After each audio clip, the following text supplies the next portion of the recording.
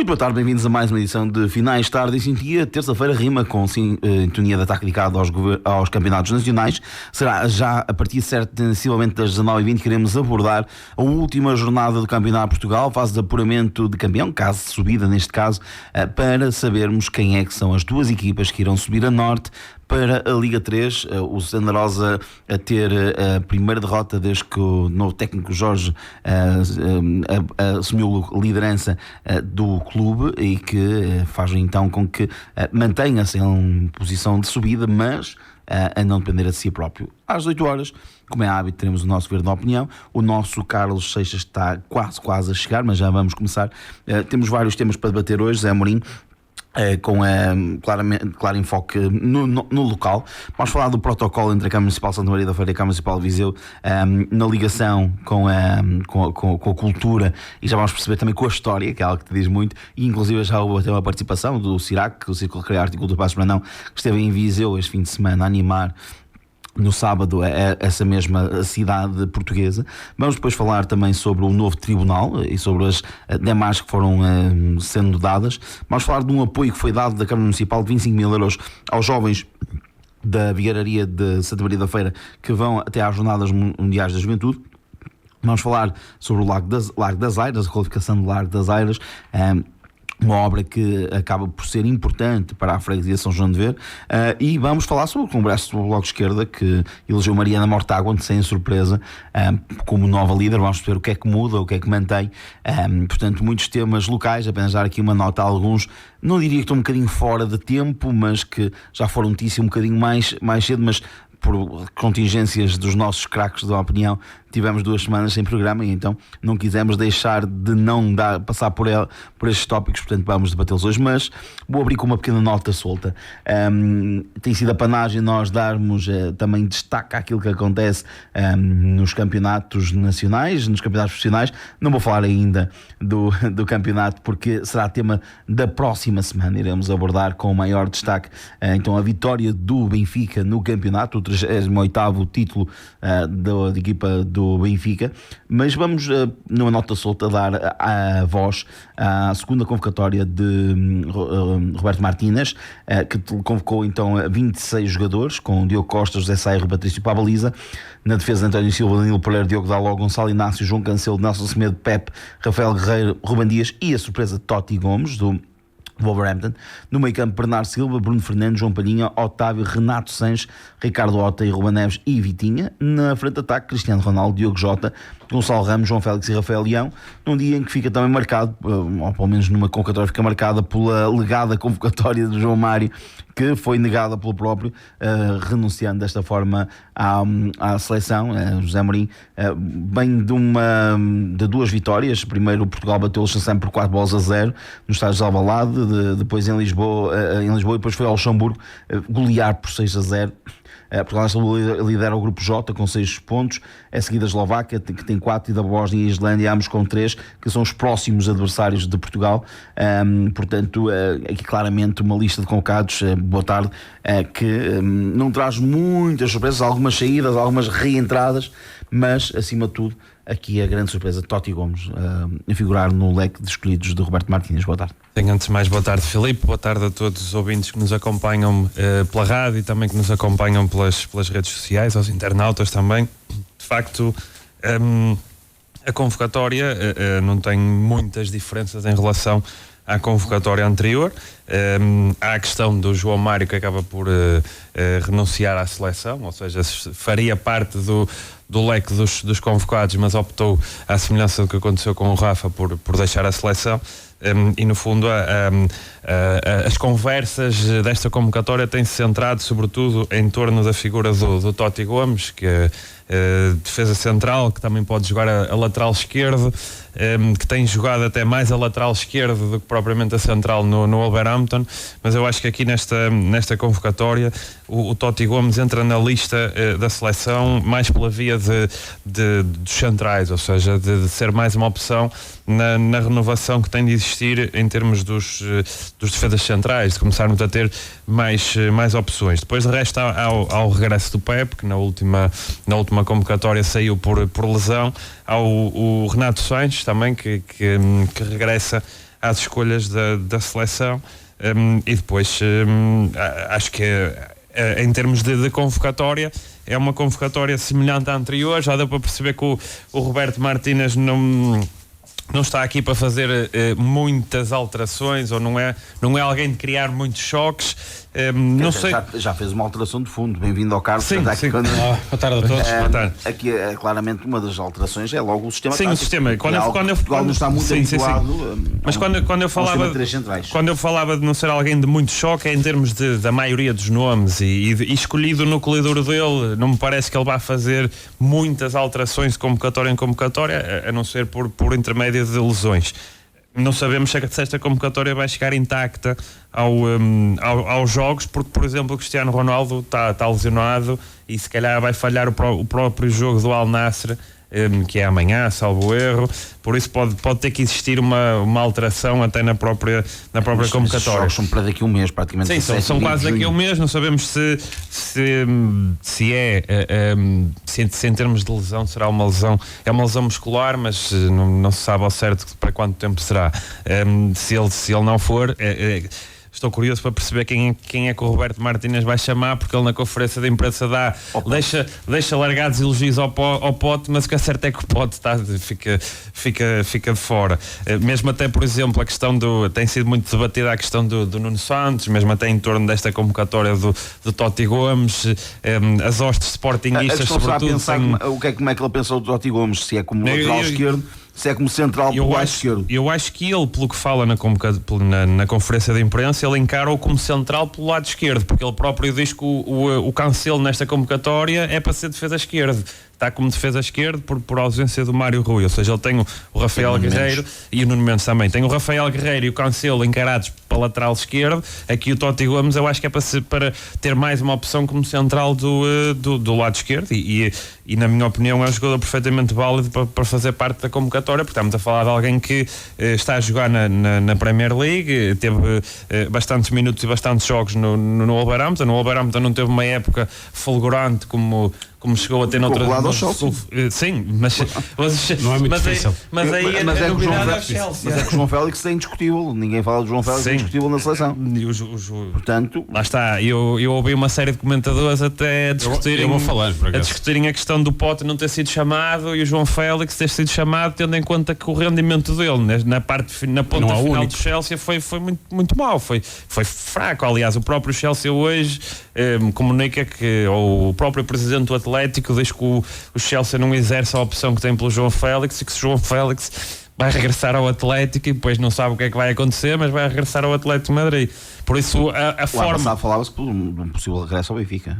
Foi notícia. E se calhar é difícil pelo montante, do ordenado, etc. Mas se calhar o próprio João Félix podia necessitar de voltar à casa de partida para conseguir se afirmar. Porque aqui acho que o contexto do Chelsea não foi só a questão do jogador. Foi o contexto da equipa toda. Nós olhámos para o próprio Enzo do Benfica, que estava a fazer uma época incrível e um Mundial incrível e acaba nas lonas. Completamente. E até a ser criticado no próprio Chelsea. Eu acho que o Roberto Martínez, apesar de ter mudado o sistema, vai ser na mesma um selecionador relativamente conservador em relação às opções que tem. É aquele núcleo que ele escolheu, vai ser aquele núcleo que ele vai levar até ao fim. Isso aconteceu muito na própria Bélgica. No período em que ele é selecionador da Bélgica, ele tinha aquele núcleo e levou aquele núcleo até ao fim. Tanto é que no último Mundial aquele núcleo estava claramente em fim de ciclo e ele teve problemas e não conseguiu fazer muito boa figura no Mundial por aquele núcleo estar em fim de ciclo. Agora... não sei até se o próprio Renato Sanches estaria já com uma forma suficiente para poder ser convocado, para poder fazer parte já de uma convocatória da seleção, mas são as opções do Roberto Martínez. Vamos ver como é que corre. Ele para já está com o capital em alta porque tem 2 vitórias e 2 exibições razoáveis, mas os adversários dos 2 primeiros jogos são diferentes destes 2 adversários que vai ter agora. A Bósnia claramente será o adversário mais difícil desta série de 2 jogos que Portugal vai ter, mas mesmo assim a Islândia já nos causou calafrios em 2016 na altura, e na altura o calafrio que tivemos com a Islândia depois acabou por correr bem, que fomos campeões da Europa. Também a tua análise é uma nota introdutória depois dos nossos temas, mas... Olá, boa tarde, Filipe, boa tarde, José, boa tarde aos nossos ouvintes e espectadores. Eu fui crítico do selecionador na primeira convocatória e mantenho as críticas à segunda convocatória. Acho que peca por manter aqui alguns jogadores que, francamente, neste momento não faz qualquer sentido. Quem é que retiraria? Eu retiraria de caras o João Félix e o Renato Sanches neste momento. Acho que não justificaram a presença nesta convocatória. Mais depressa aceitaria o João Félix, mas o Renato, até porque, apesar de achar que o Renato é um jogador que faz mais a diferença com o João Félix neste momento na seleção, o Renato vem de lesão, portanto não há essa necessidade tão grande. O Mateus Nunes está lesionado. Que eu saiba, não. Pois que eu saiba, também não. Mas também não acabou muito bem. Pois não. Mas acabou a titular a fazer os 90 minutos. Sim, mas... Ele começa mal, ele começa a jogar e vem à seleção. Mas o fulgor que ele apresentava no Sporting... Mas o Mateus Nunes faz 39 jogos e termina a época claramente titular. Faz mais, termina melhor que o Renato Sanches. A sensação que dá... O próprio Cristiano, não acho que ele deve ser convocado, mas sinceramente ele vai ser titular outra vez, mas também é outra coisa que não se consegue explicar neste momento. Em condições. É verdade que o Gonçalo Ramos, nesta segunda parte da época, neste final de época, não esteve com o fulgor com que iniciou a época, mas acho que neste momento é um momento... Mas atenção que o Diogo Jota faz uma boa ponta final. Pois faz, por exemplo, pronto, seja o que for. Acho que o Cristiano agora neste momento é alguém para sair do banco, para dar ali o estatuto à seleção. Qualquer outro avançado... O Rafael Leão também, até à lesão, estava num momento de forma extraordinário. Qualquer avançado que jogasse na Arábia Saudita nunca era titular da seleção portuguesa.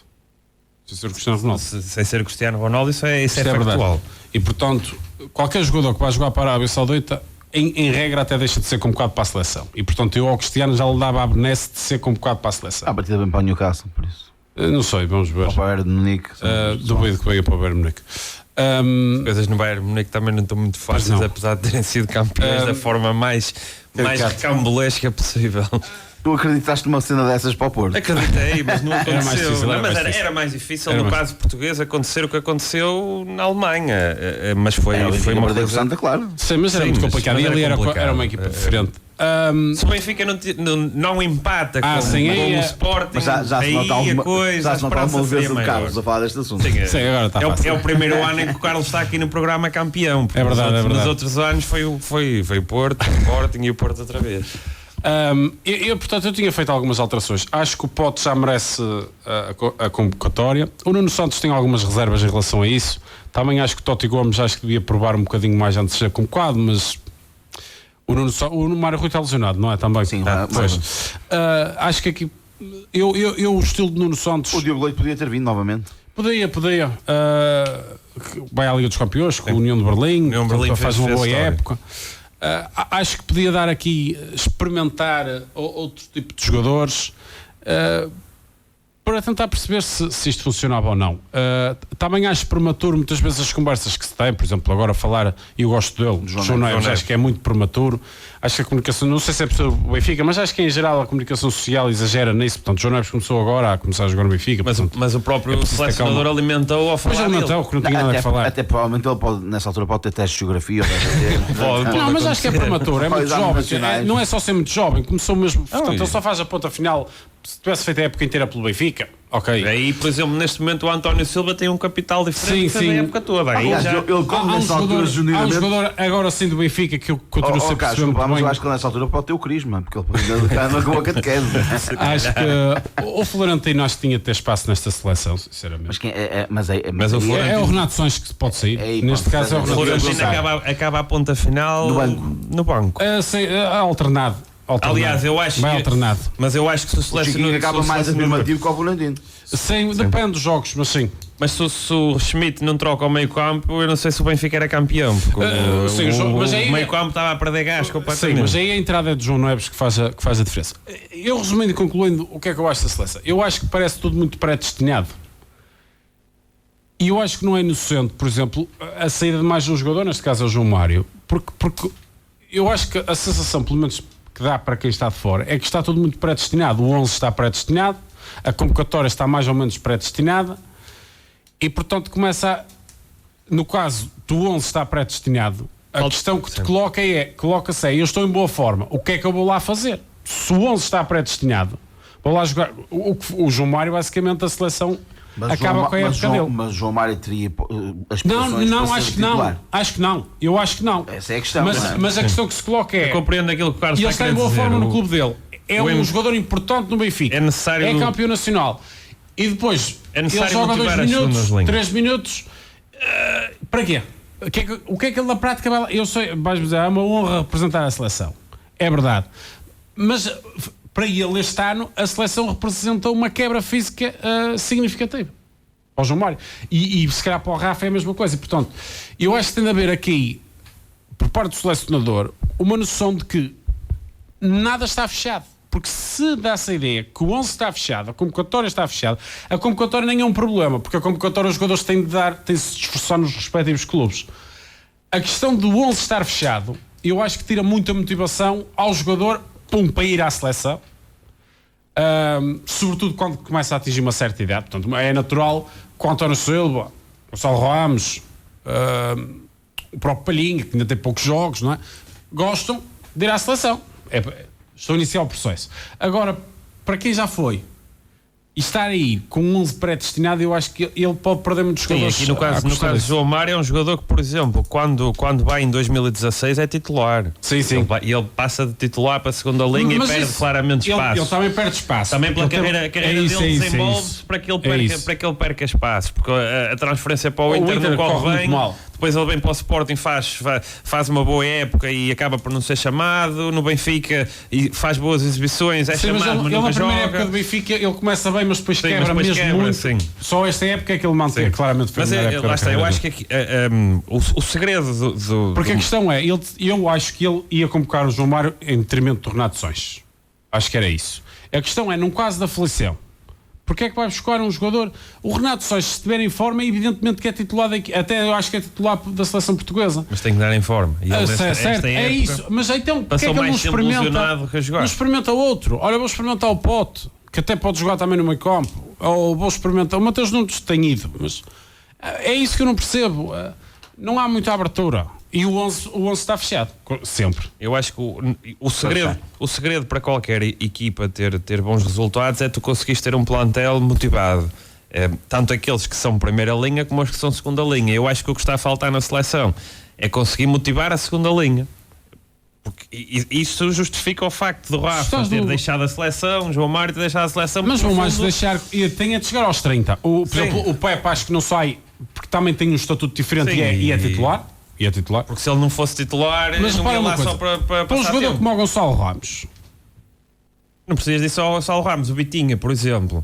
Já deu provas suficientes para ter mais oportunidades e não tem. O próprio Diogo Jota, não sei se vai ser titular ou não, provavelmente não é? Tu tens jogadores que percebem nos treinos, e eu acho que isso foi um dos problemas de Fernando Santos, que é percebem nos treinos que estão melhor, se calhar, com o Cristiano Ronaldo. Mas percebem também que vão ficar no banco e que ele vai jogar, e isso não foi muito bem encarado. Qual é a vontade de ir à seleção? Sim. No caso destes mais novos, é esperar que o Gonçalo, é manter a linha aberta para quando ele sair para a reforma para poder serem eles os titulares. Mas percebe? É isso que eu acho que está a faltar à seleção. Vamos então entrar nos nossos temas. Temos de ser um bocadinho mais breves agora, até porque começamos um bocadinho mais tarde. Mas é Amorim, vamos falar de um protocolo entre a Câmara Municipal de Santa Maria da Feira e a Câmara Municipal de Viseu. Que protocolo é este? O que é que se assinala e a importância ou não deste protocolo para Santa Maria da Feira?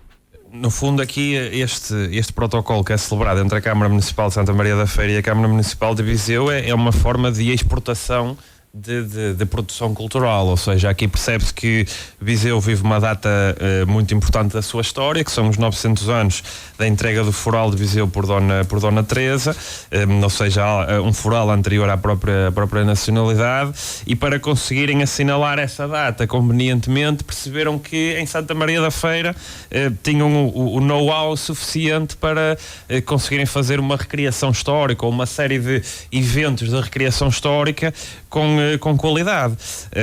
No fundo, aqui este protocolo acaba por ser um reconhecimento daquilo que nós já temos vindo a falar várias vezes aqui neste programa, e tem sido muitas vezes falado aqui no Conselho, que é Santa Maria da Feira, pelo facto da viagem medieval ter-se convertido num evento que deixou de importar do estrangeiro a animação e passou a privilegiar a criação local. Santa Maria da Feira tornou-se uma espécie de um hub, ou seja, de um ponto, de um polo de criação artística neste âmbito das recreações históricas, e Viseu reconhece isso, e com este protocolo, no fundo, há uma forma de exportar do lado de Santa Maria da Feira, importar do lado de Viseu aquilo que melhor se faz em termos de recriações históricas em Portugal. E neste momento, qualquer recriação histórica de norte a sul do país, para ter o mínimo de qualidade, tem sempre alguém de Santa Maria da Feira presente, seja na animação, seja na gastronomia, seja no próprio comércio.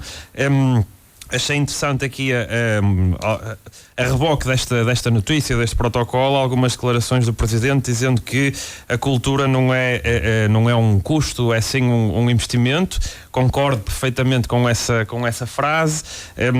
Sendo um investimento, acho que mesmo assim podemos investir ainda mais na cultura, não só nesta parte da recriação histórica, mas noutras dimensões, e mesmo até mais acima, do ponto de vista governamental, a cultura também devia de ser mais encarada como um investimento e não tanto como um custo.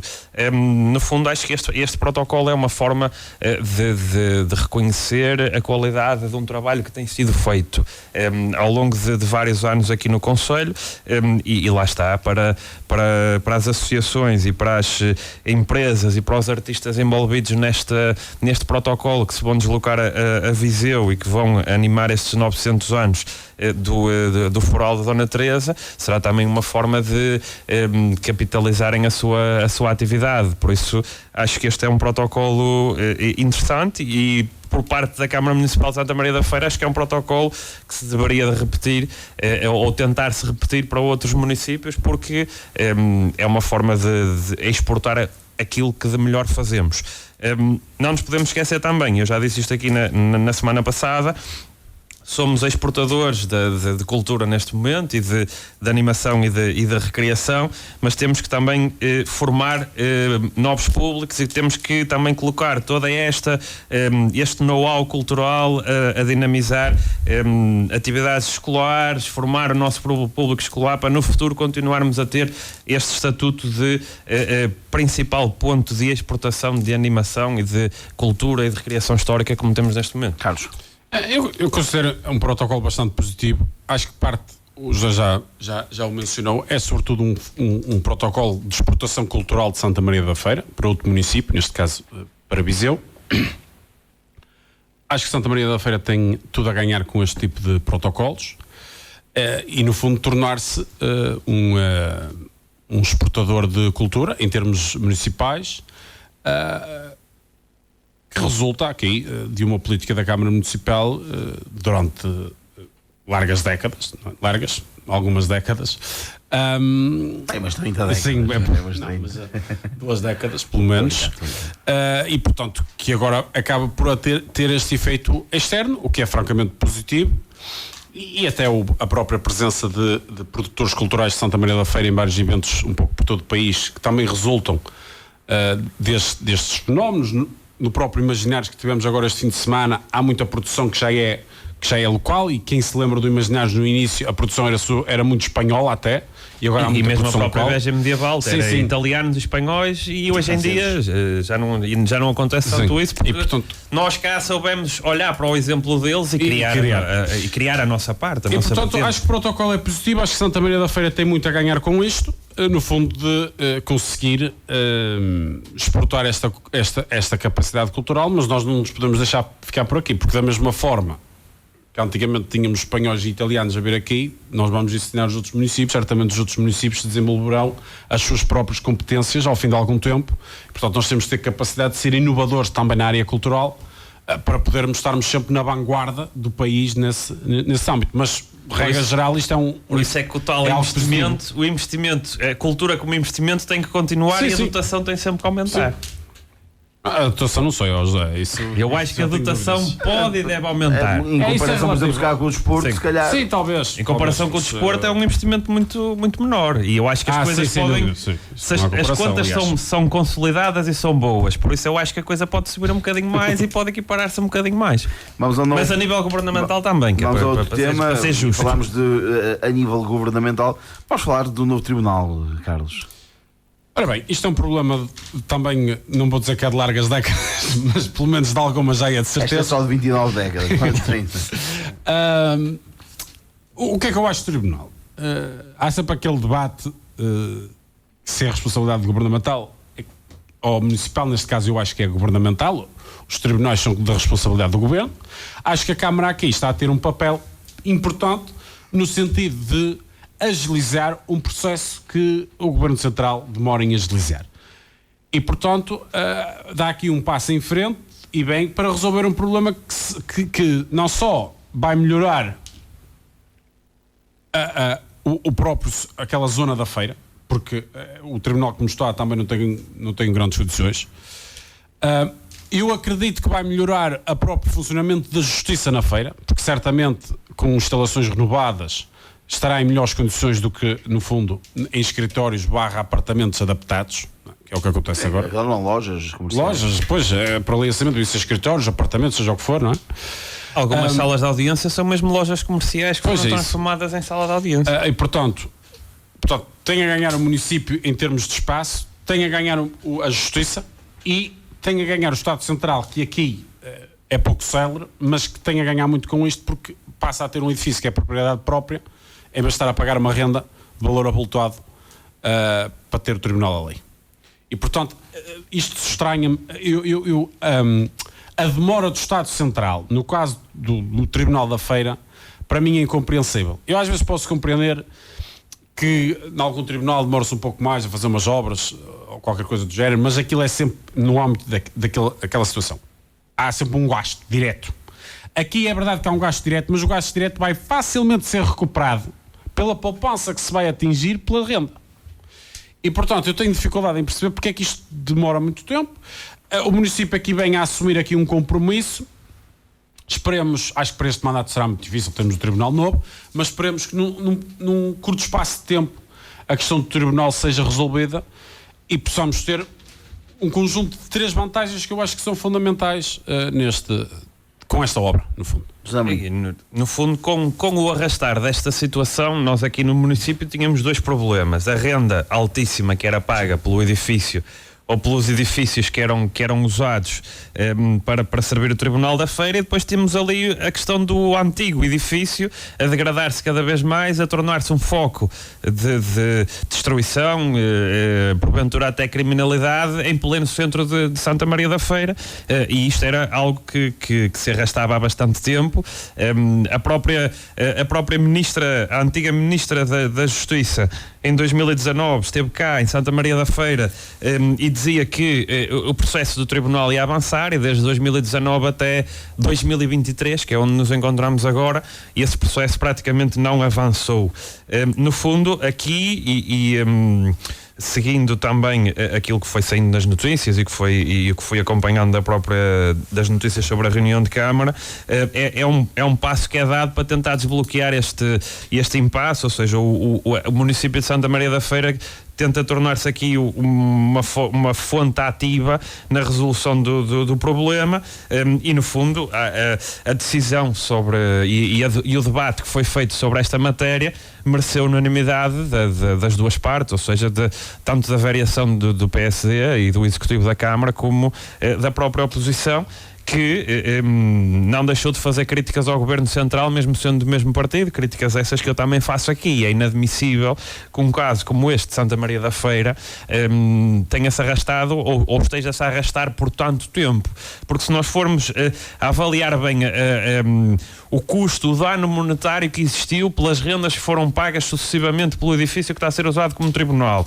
e o próprio dano urbanístico, o próprio dano do edifício do antigo tribunal que nós temos ali. Nós temos o erário público feirense a ser prejudicado em centenas e centenas e centenas de milhares de euros. Feirense, o que é? Vai sim, para o mesmo molde que é nacional. Mas, é nacional, mas no fundo o território, um território como este, um território como o município de Santa Maria da Feira não pode ter o seu tribunal nestas condições, não faz qualquer tipo de sentido, e não pode ter uma zona nevrálgica muito perto do centro da cidade, como é aquela do antigo tribunal, naquele estado, a cair aos pedaços e com o processo a ser sucessivamente adiado. Acho que não consigo compreender a demora do Estado Central neste processo.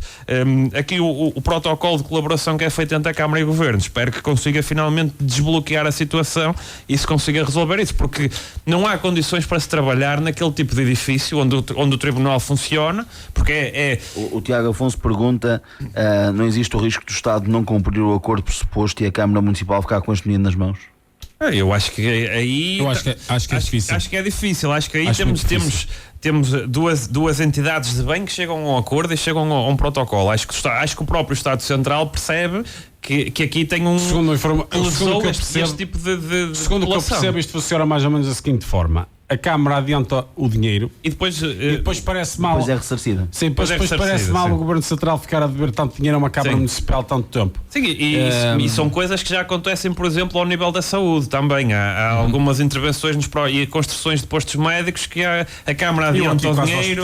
Aqui o caso do terreno do hospital, a Câmara adianta o dinheiro e depois o Estado Central, que normalmente não é muito bom pagador, mas normalmente paga. Ou seja, acho que aqui, se existiu este entendimento, acho que é para finalmente o processo andar para a frente.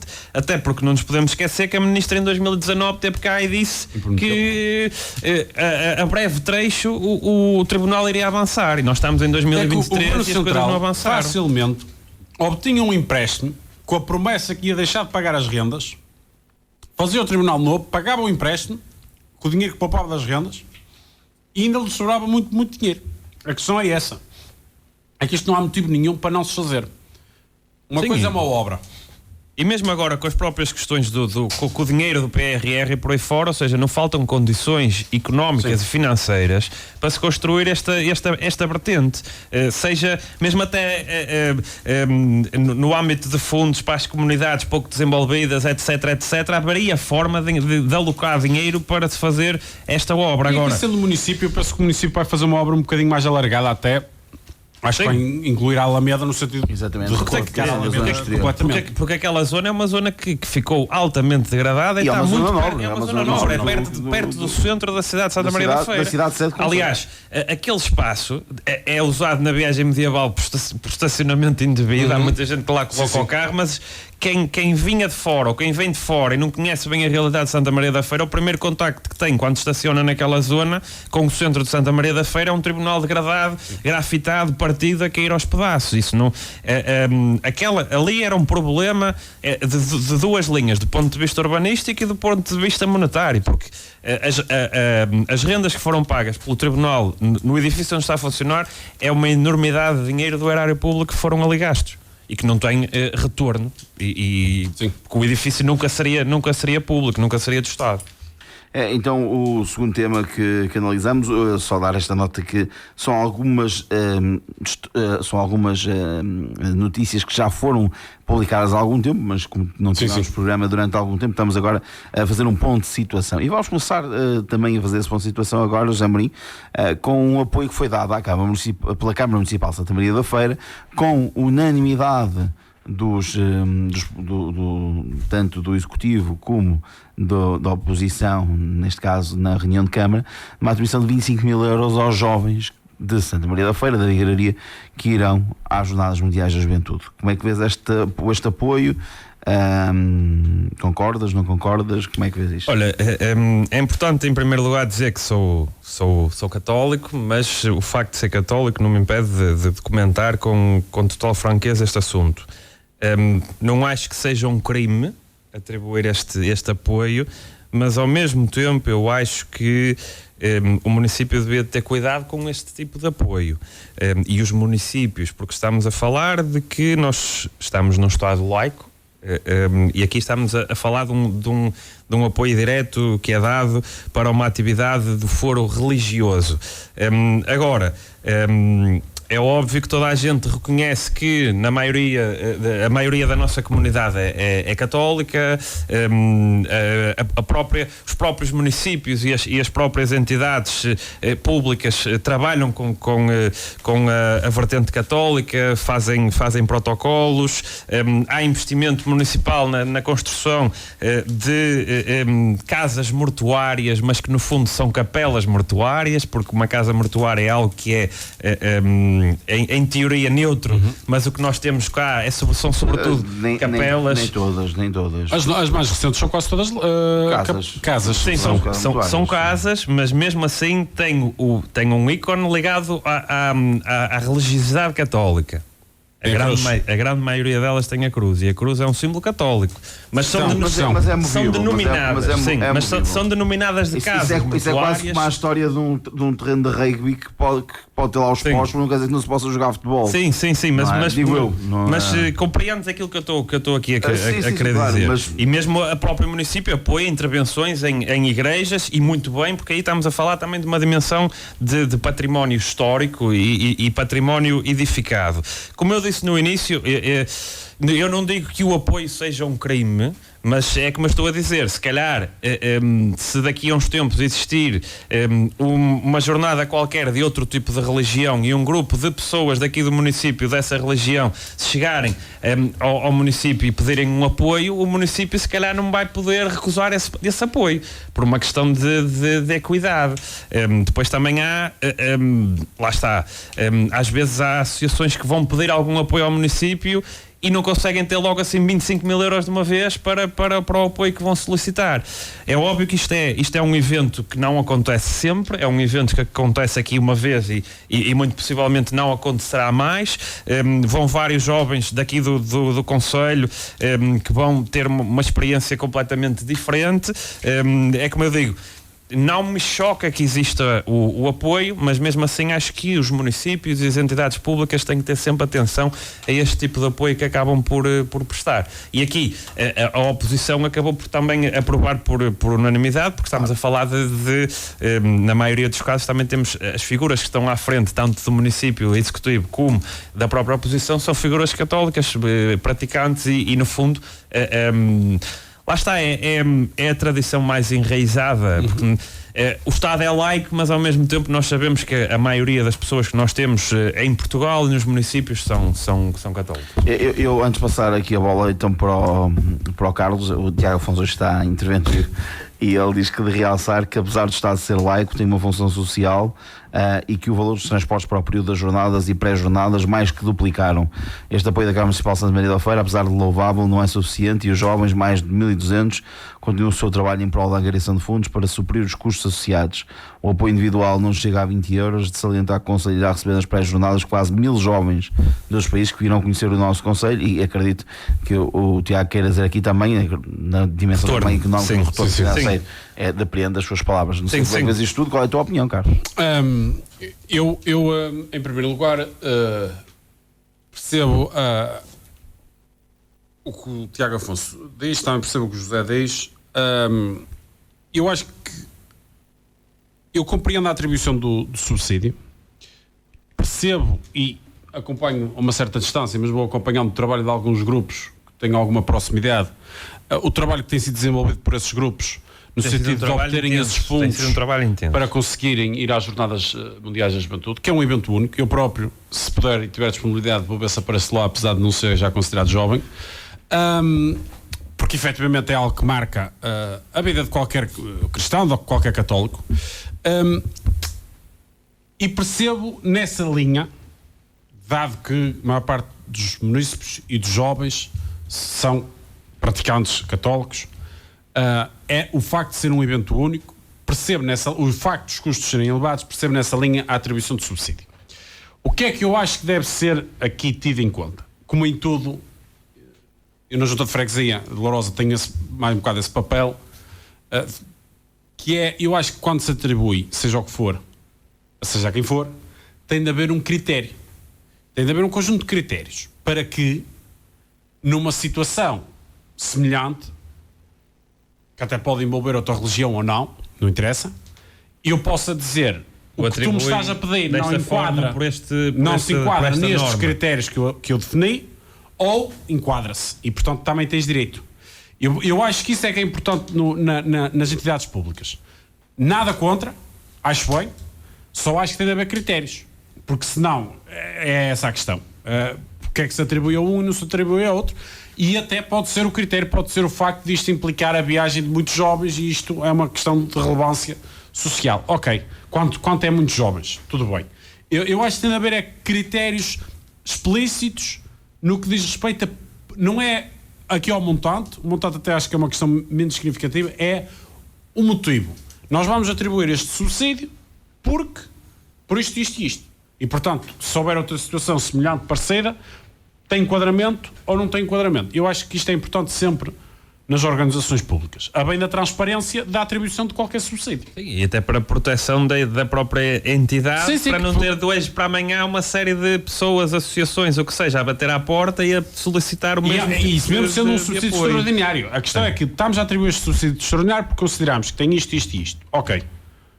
São estes critérios para alguém pedir um subsídio extraordinário desta natureza. Sim, e no fundo, respondendo também àquilo que o Tiago Afonso nos deixou, foi que o que eu estava a querer dizer, eu não considero que a atribuição do apoio seja um crime, nem que o município não o devia de atribuir. A minha intervenção era muito na linha também da do Carlos. É preciso que o município consiga definir bem o critério, que é para, em situações semelhantes, explicar o porquê dessa atribuição, para não ter de hoje para amanhã uma série de entidades ou de grupos de jovens para fazer outra coisa qualquer a pedirem a mesma dotação. Aqui, o facto de ser um evento extraordinário justifica o apoio extraordinário. E é um evento extraordinário com custos que são, neste momento, astronómicos, seja de transporte, seja de estadia, aquilo que se tem falado nas notícias é uma coisa surreal.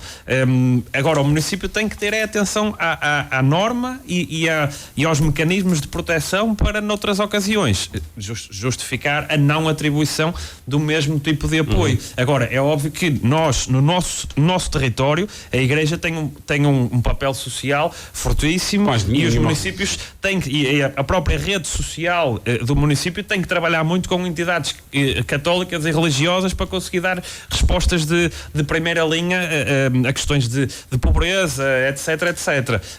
Há essa função e é preciso sempre reconhecer essa função. Agora, neste tipo de atribuição de apoio, só acho que devia de existir a proteção do justificativo, que é para noutras ocasiões não terem lá à porta outras entidades que não têm a mesma idoneidade e a mesma presença a poder o mesmo tipo. Mas isto é válido para isto como para qualquer coisa que seja atribuída, seja a quem for. Nós aqui estamos a discutir a questão das jornadas, e sempre que se debate as jornadas há na opinião pública alguma polémica por causa da questão do palco e por aí fora. Mas e há aqui uma questão quase clubística também. Sim, há os crentes e os não crentes. Foi como eu disse no início da minha intervenção, eu sou católico e, como digo, acho que não é um crime o município atribuir o apoio, só acho que tem que ter atenção como o Carlos falou, ao critério, porque o critério e a justificação, que é para outros, não... Já dizia Jesus Cristo ao discípulo André, utilizaria sempre o critério do amor. Portanto... Sim, sem dúvida. É verdade. Esse no horário público é mais difícil.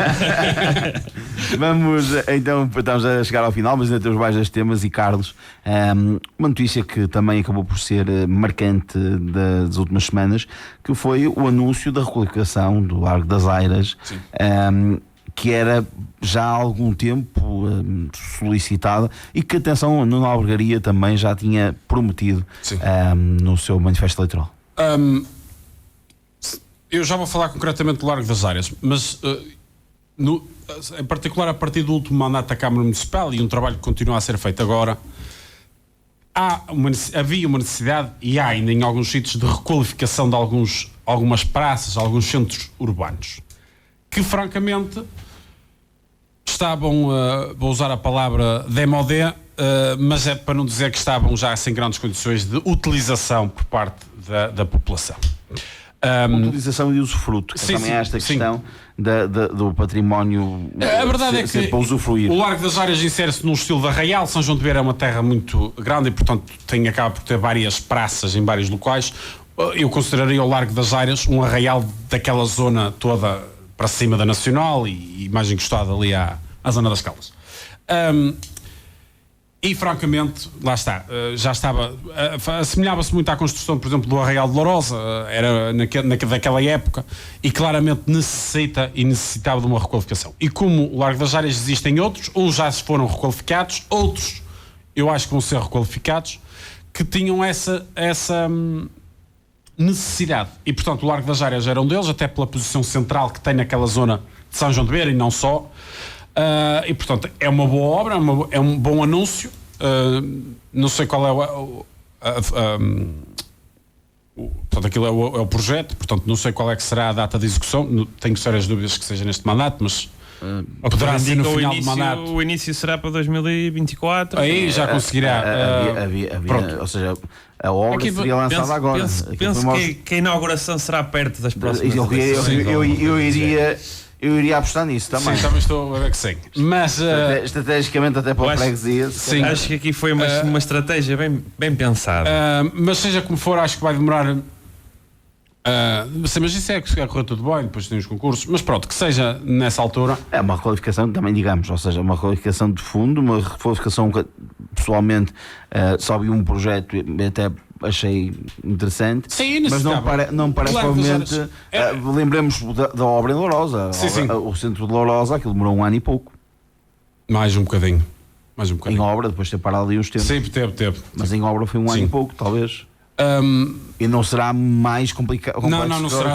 É um bocadinho maior o Largo das Áreas, apesar de tudo. Mas depende. Sim, porque não é tão. Sim, não tem tanto equipamento como o tipo Arraial. de intervenção que seja feita. Mas é um largo. Desculpa, só para terminar. Concretamente, o Largo das Áreas precisa, é uma boa notícia. Acho que o Largo das Áreas necessitava dessa nova envolvente. Até tinha aqueles equipamentos desportivos no topo do largo que raramente eram usados, portanto há essa necessidade, tem uma escola muito ao lado, acho que faz todo sentido e é uma boa notícia. Vou passar a bola para o Zé, mas mais uma vez o Tiago Afonso dá aqui uma bicada. Pijeiros nem centro de freguesia tem, quanto mais um arraial, e meteu aqui uma emoji a rir. O Tiago está cá hoje, ele teve cá a semana passada aqui no gosto. Pode ver quando ele quiser, não é? Aqui claramente a ser muito interventivo.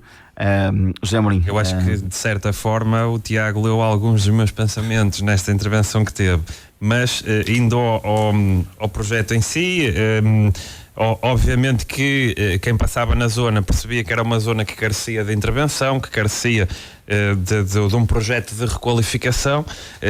Notava-se claramente que era uma carência, que era uma necessidade. Nos últimos atos eleitorais, acho que praticamente todos os partidos, todas as forças políticas que se candidataram a São João de Beira elencaram a questão aqui das áreas como um ponto obrigatório de intervenção. Nada contra o facto de existir a intervenção, porque é efetivamente uma necessidade.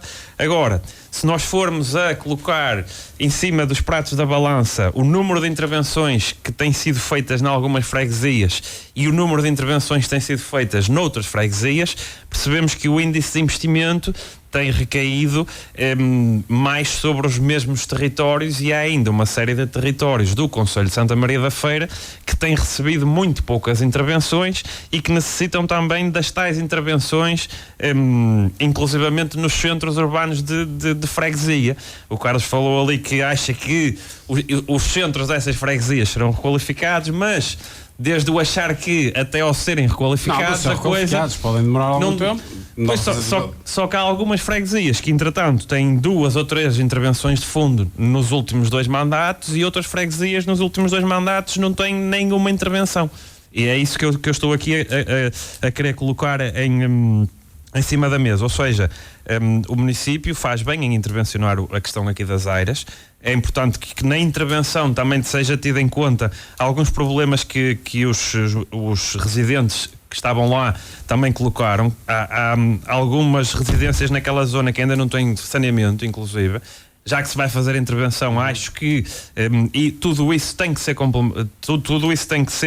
colocado em cima da mesa. Há também uma questão patrimonial relacionada com a Estrada Real, porque a zona das Airas tem uma parte do troço da Estrada Real que é património classificado, e acho que alguma parte desse património classificado já foi alcatroado, e é preciso ter atenção que se vamos realmente intervir naquele espaço, era importante olhar também para essa questão patrimonial. Mas antes da questão patrimonial, as necessidades que as pessoas elencaram, questões de estacionamentos, questões de saneamento, acho que a intervenção a existir tem que resolver desde já essas problemáticas. Mas ao mesmo tempo acho que o município tem que olhar com atenção para outras freguesias também, porque São João de Beira ainda há bem pouco tempo teve uma inauguração de uma intervenção de fundo, e se nós olharmos, por exemplo, para algumas freguesias, seja Gião, Lebón, Pigeiros, São Paulo de Loures, que tem o seu centro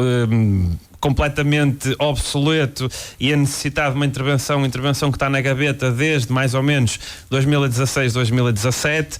Se olharmos, por exemplo, até para o caso de Rio Maião, a Presidente de Rio Maião teve algumas declarações na comunicação social a alertar um bocadinho o município que estava na hora de fazer algumas intervenções e algumas obras que têm um programa para cumprir.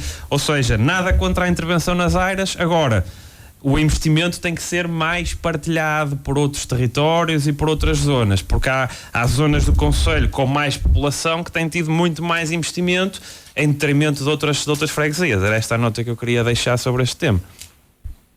Vamos então ao último tema, e José Amorim, vou lançar aqui um mote que é à esquerda. O Bloco de Esquerda tem nova liderança, Mariana Mortágua. Catarina Martins mantém-se no aparelho. E aqui claramente temos estou só a rir porque a última o Tiago Afonso, só para terminar, disse para São João de Beira só fica a faltar uma saída na A1 e um aeroporto. O aeroporto dava jeito ao país, se calhar a solução é São João de Beira, para termos finalmente a resolução do aeroporto. Só darei então aqui esta nota. Mariana Mortágua é nova líder do Bloco de Esquerda. Tivemos então o Congresso, a Convenção, que é assim que dizem no Bloco de Esquerda, assim que apelidam a reunião magna dos militantes. O que é que muda com Mariana Mortágua? Como é que vês essa Mariana Mortágua? Que posição e que papel terá a Catarina Martins? Vou já lançar aqui também outra nota, que é, com este novo papel de Catarina Martins, havia uma senadora que era Marisa Matias. Que papel é que passa a ter Marisa Matias no Bloco de Esquerda? E que papel ocupará o Bloco de Esquerda, na tua opinião, neste novo xadrez político, com uma extrema-direita a crescer, ou com o Chega a crescer? As pessoas depois darão a interpretação que assim entenderem, e claramente com um voto útil, claro, que vai sendo bastante falado, e claramente foi, talvez, diria eu, sem saber com certezas absolutas, o que fez com que o PS tivesse a maioria absoluta, esse tal voto útil, que claramente fragmentou quer o Bloco de Esquerda, quer o PCP. Temos um bloco mais forte? Não te consigo dizer ainda se temos um Bloco de Esquerda mais forte, mas acho que o Bloco de Esquerda fez aquilo que necessitava de fazer, que era renovar a liderança. Precisava de uma nova liderança e precisa de ter de arrepiar caminho para recuperar eleitorado e recuperar posições, porque se o Bloco de Esquerda não fizesse essa renovação, podia-lhe acontecer um bocado aquilo que está a acontecer ao Podemos em Espanha, que o Podemos em Espanha está a passar um mau bocado, e são partidos bastante semelhantes. No fundo, a Catarina Martins, ela sai da liderança, fica no aparelho, por assim dizer, e eu acho que será uma das figuras, ou a figura escolhida pelo partido para as europeias. Ela não foi clara sobre se isso seria ou não a realidade, se isso iria ou não acontecer, mas acho que possivelmente será uma das figuras que passará, ou será a figura que passará para o Parlamento Europeu.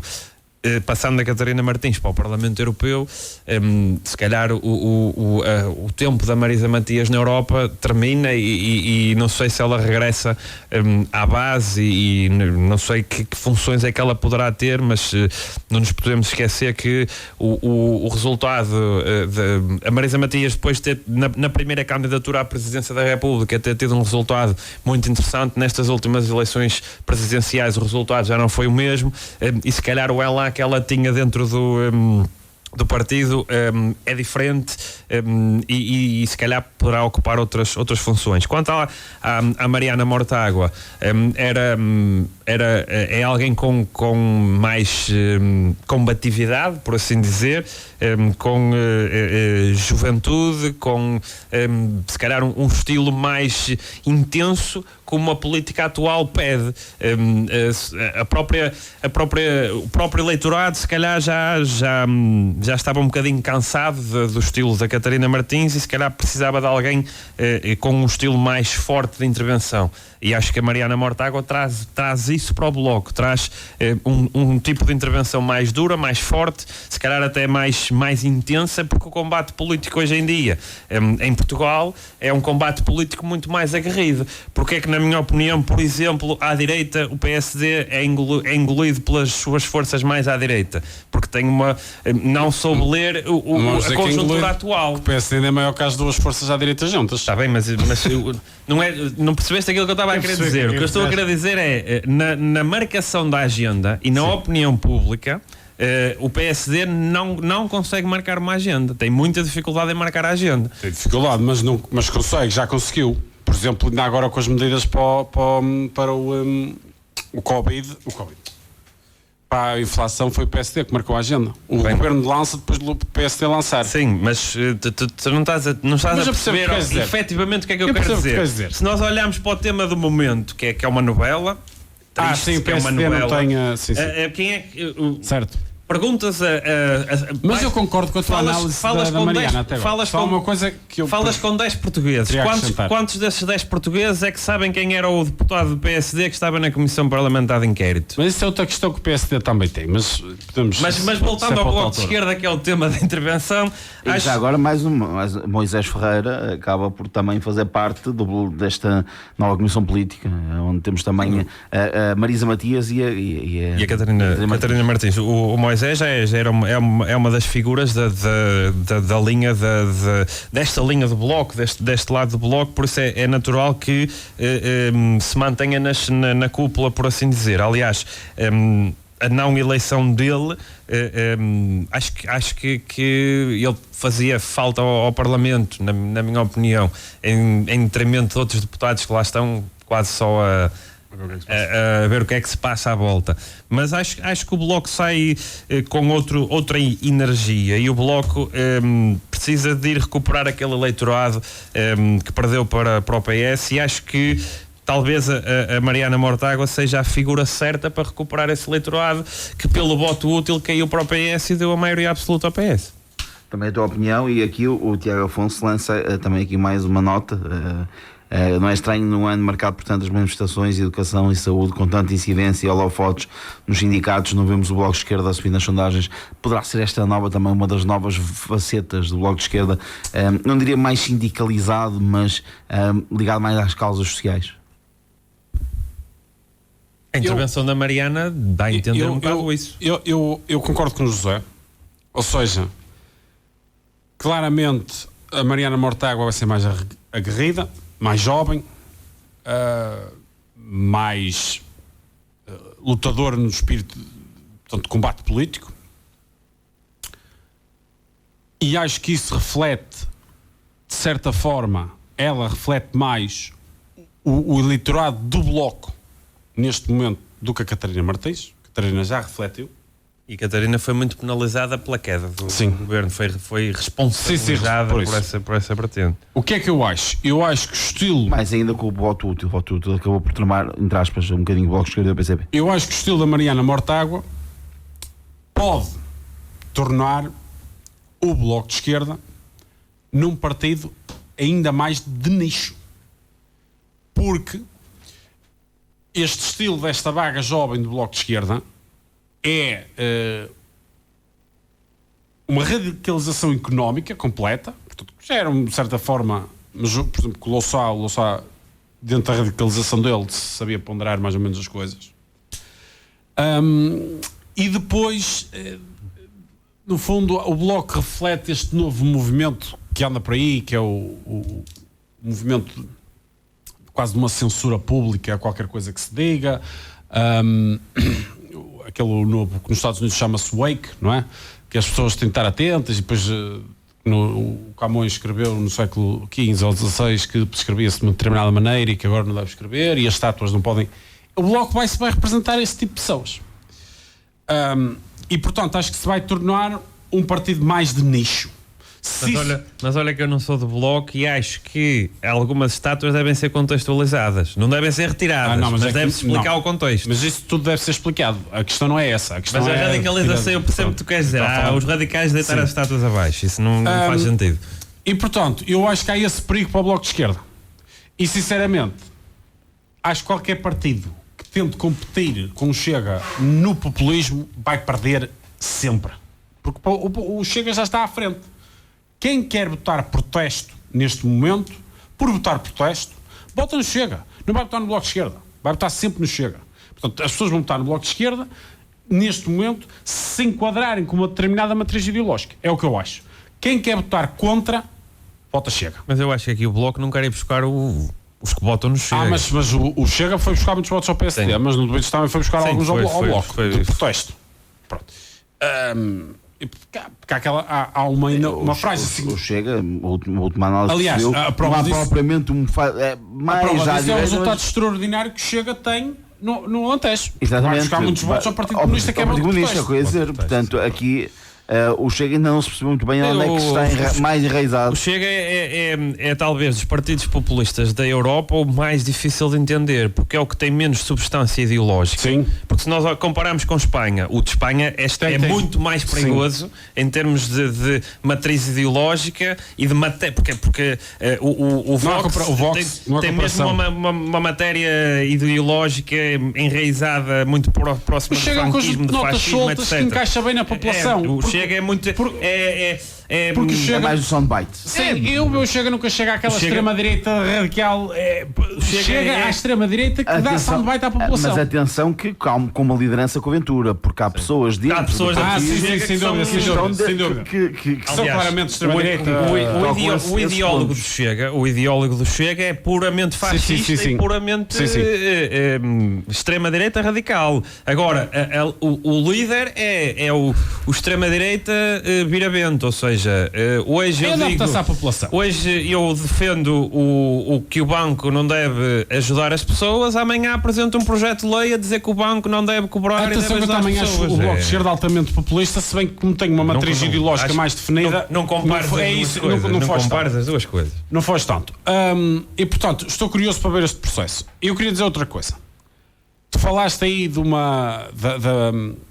da Marisa Matias como uma senadora do Bloco.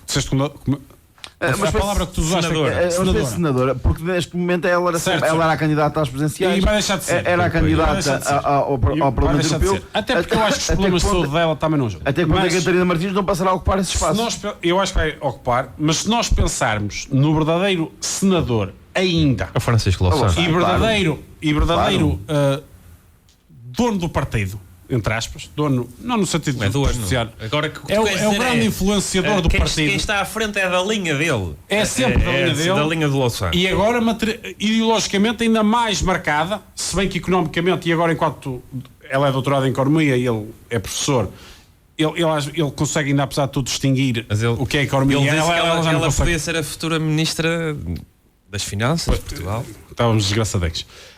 Não sei, só vendo. Basta ler. Eu basta ler. E portanto, a verdade é que ele continua a ser. Estávamos desgraçados com a Iniciativa Liberal, por exemplo. Menos com ela, mas também acho que estávamos. Então com isto deduz estamos todos bem. Não estamos bem, é verdade. Nós estamos só com o PSD é que estamos bem, ó Filipe. E o José foi para lá quase. Tenho algumas dúvidas também. Só contigo a ministra, pronto, é diferente. Eu acho que o Louçã continua a ter aqui um peso muito significativo no partido, ideologicamente, em termos de posicionamento, em termos de orientação, o que, francamente, e portanto eu olho para outros partidos, sobretudo para os maiores. O Mário Soares continua a ter influência, o Cavaco Silva continua a ter influência, sim. Mas o Mário Soares agora não, teve influência, desculpa. O Mário Soares teve influência, o Guterres tem influência. Deixando aqui uma bicada ao Carlos, que eu não lhe pude deixar na semana passada, eu acho que neste momento o Cavaco Silva é o principal elemento da oposição. O PS é que fica muito enervado com o Cavaco Silva. Consegue ser mais o rosto da oposição do que o próprio líder. Isso não é verdade. A oposição olha que a entrevista de ontem do líder do PSD teve menos impacto que as declarações do Cavaco. Mas isso é normal, porque é um ex-presidente da República. Mas atenção, este é o atual líder do partido que é considerado alternativo ao governo. Mas podemos falar da entrevista do Montenegro para a semana. Sim. Porque há lá algumas coisas. Sim. Só para concluir, esses antigos líderes marcantes dos partidos que têm influência, mas não mandam nos partidos. E eu acho que lá continua a mandar no partido. O Louçã claramente tem uma influência muito grande todos os que seguiram na liderança só foram da linha dele sempre. Mas vamos ver, eu acho que o Bloco de Esquerda pode ter aqui alguns problemas, mas acho que a mudança tinha de ser feita. Quero deixar isto claro, a mudança tinha de ser feita, senão ainda ia ser pior. Eu acho que a Mariana, para segurar o eleitorado do Bloco, é mais forte neste momento que a Catarina. A Catarina não só não conseguia ir buscar fora, como perdia o eleitorado. E eu acho que a Mariana, pelo menos o eleitorado, vai segurar. Sobre a Marisa, não sei se ela acabará a comentadora política, se a Catarina for para a Europa, porque a Catarina vai substituir a Mariana no comentário político que ela fazia. E se a Catarina for realmente o rosto do Bloco às europeias, se calhar a Marisa pode vir fazer esse papel, e o Bloco tem 2 comentadores na televisão, o Louçã e a Marisa. Então o nosso programa de hoje, vamos ao melhor e pior da semana. Carlos. Eu tenho 3 melhores, o Imaginários, que eu acho que correu bem, apesar de depois ter subido no sábado à noite, isso afetou-lhe um bocadinho a adesão, mas acho que correu francamente bem e teve bons espetáculos. O Benfica, que foi o Sport Lisboa Benfica, foi campeão nacional de futebol, e o João Almeida, que terminou em 3º lugar no Giro de Itália. Está de parabéns. Eu acho, mais cedo ou mais tarde, ele irá conseguir ter uma vitória numa grande volta, sendo certo que terá sempre 2 jovens também, que é o Pogacar e o Vingegaard, que irão sempre também lutar com ele, são da mesma geração, e portanto, mas o ciclismo acabará por estar bem entregue. O pior da semana, eu sei que já não é desta semana, mas eu não podia deixar de passar isto em claro, foi a agressão no jogo do Oberense com a União de Lamas, que é sempre lamentar aquele tipo de intervenções do público no espetáculo que é o futebol, e assim deixa de o ser. José? Olha, no meu melhor da semana, comungo aqui com o Carlos quanto ao João Almeida e ao pódio no Giro, cerca de 40 anos depois do Joaquim Agostinho. O Benfica não comuna. O Benfica, para mim, isto é o meu melhor da semana. Sendo eu adepto ferranho de Futebol Clube do Porto, não posso dizer que o Benfica é campeão, que é o melhor da semana para mim, mas dou-te os parabéns. Depois de vários anos de programa, tens finalmente o título nas tuas mãos. Agora, para a semana, se Porto ganhar a Taça de Portugal, no melhor da semana está a vitória do Porto na Taça de Portugal. Isso não tenhas dúvidas. Agora, voltando ao resto... Nota-se que vem mais calmo hoje, vem mais soltinho. Já passou o campeonato. E o Lourenço infelizmente perdeu no domingo, mas pode ser que para a semana ainda depende dele. Depois tem aqui o campeonato aveirense terminou e queria também deixar aqui uma menção à Flor Grede, que é campeã e sobe, mas também à União de Lamas, que foi lutou até ao fim e foi um digno vencido, na minha opinião.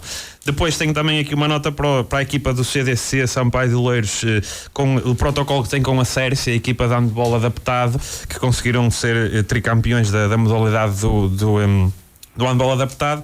E o meu último melhor da semana também é bastante pessoal, que é o Museu de Lamas, recebeu mais uma vez um prémio da Associação Portuguesa de Museologia, neste caso na categoria de exposição temporária. É o 2º ano consecutivo a receber prémios da Associação Portuguesa de Museologia, os prémios APON, que são os principais galardões da museologia aqui em Portugal. Pior da semana. A semana passada não tive hipótese de o dizer, o racismo em Espanha e toda a confusão, todo o debate que foi sendo feito e a secundarização de alguns setores face ao caso, e a questão do Tutti Frutti, que o Tutti Frutti já é algo que vem desde 2017, coloco no pior da semana pela demora da nossa justiça, mas pela matéria que vai aparecendo nas escutas. Acho que é o sistema e o centrão a cair num lamaçal que não é nada agradável. Notas finais, Carlos. Notas finais só uma, por falar em inaugurações de arraiais, que foi hoje um tema, vai ser inaugurado o espaço envolvente às termas das Caldas de São Jorge no próximo domingo às 10 da manhã. Portanto, quem quiser estar presente pode ver que aquela obra, no meu entender, acho que ficou um bom espaço ali construído e vai ser inaugurado no domingo. Nas minhas notas finais, eu podia trazer aqui uma série de sugestões culturais e recreativas, que vai acontecer muita coisa aqui no concelho, mas trago algo relacionado com a minha terra. Dia 3 de junho, às 21h30, há um espetáculo promovido pela Associação Musical Oleirense, que é um espetáculo de comédia com Amâncio e Adão, Solo a 2. É um espetáculo de angariação de fundos para a Associação Musical Oleirense. Ele acontece não em São Paio de Oleiros, mas no auditório da Tuna Musical Moselense. Os interessados que quiserem assistir a esse espetáculo, aconselho a fazê-lo. Acontece no auditório da Tuna Musical Moselense, porque São Paio de Oleiros não tem um auditório com condições suficientes para acolher um evento deste género. Acho que também é algo a pensar para os decisores locais, seja de âmbito de Junta de Freguesia e também de município de Santa Maria da Feira. O José Abrigo hoje deixou aqui várias notas. Terminamos então o nosso Governo da Opinião. Vamos daqui a pouco ter então o Sintonia de Ataque dedicado aos campeonatos nacionais. O Governo da Opinião regressa na próxima semana com muitos temas para debater. Vamos dar um bocadinho de ênfase ao desporto na próxima semana. Convosco, não saiam daí, teremos já a seguir Sintonia de Ataque dedicado aos campeonatos nacionais. É já a seguir.